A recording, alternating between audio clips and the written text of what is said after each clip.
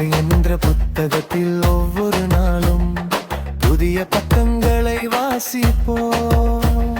கண்ணீர் சில வரிகள், சிரிப்பு சில கவிதைகள், துன்பம் ஒரு கருத்துமை,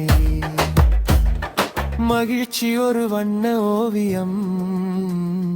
பிழைகளை திருத்தி நல்லதை பதிவு செய்து மற்றவர் நினைவு கூறும்படி வாழ்ந்து செல்வோம். வாழ்க்கை என்ற புத்தகத்தில் ஒவ்வொரு நாளும் புதிய பக்கங்களை வாசிப்போம். கண்ணீர் சில வரிகள், சிரிப்பு சில கவிதைகள், துன்பம் ஒரு கருத்துமை,